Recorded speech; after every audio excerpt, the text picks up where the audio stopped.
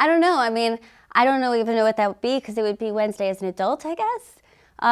But listen, I am open to it. That's one of my favorite characters I've ever played. So I would be down.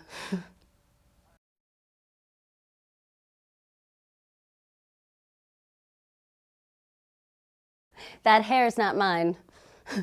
No, it's a merkin. Yeah, yeah, it was my first merkin. It's worth mentioning, just because I don't want people to think I have that much, you know. It's kind of framed as full frontal nudity, but I'm wearing a merkin, so it's kind of like wearing a hair bikini. So it didn't feel as naked as I felt in the past. If that, it's a weird thing.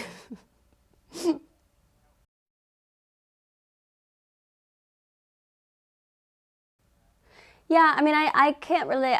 I mean, I don't think I've ever been a part of a celebrity couple, so I can't relate to that. But I can certainly relate to that feeling of, you know, I was a child who became very famous. So my first introduction into sort of the world at large, you know, outside of my small town and my small bubble, was fame.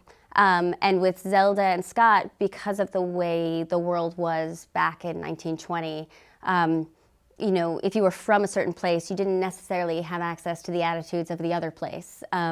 You, People were much more isolated.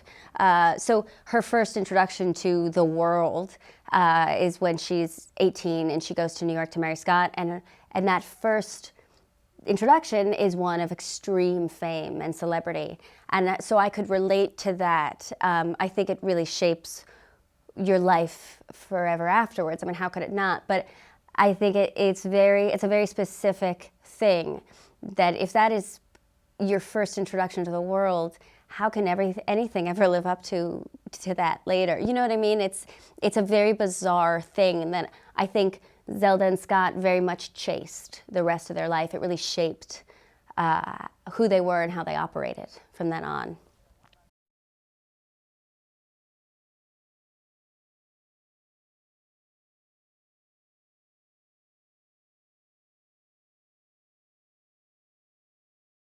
Well, I mean, just on the surface, it's incredibly beautiful and exciting, and it was a really exciting time for them and for what was going on in sort of arts and literature and culturally.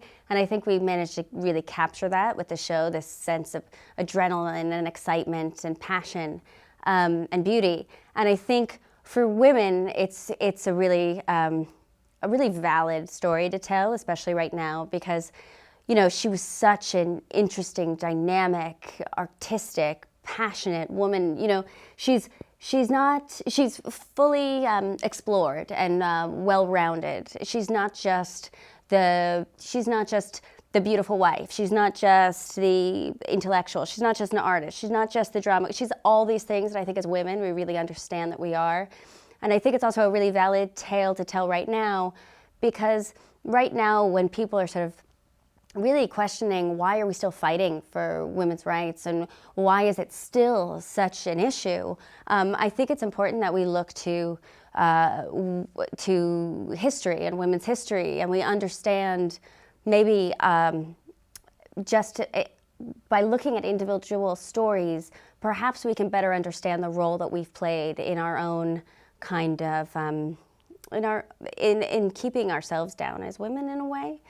Zelda makes a lot of mistakes in her life that end up causing her a lot of problems later on in terms of what she wants for herself as an individual and what she can't have because she has very much framed herself in a certain way as a woman. And I think that it's important to look at our own culpability in where we are. And I think also, just as women, this is a story, this is it's sort of another case of championing the person who kind of, the underdog in a way. When I read this story, the thing I was so struck by was how maligned and dismissed she's been by history and how unfair that is. And so I think in a way this is us giving her back her reputation. And it's a victory for her, hopefully.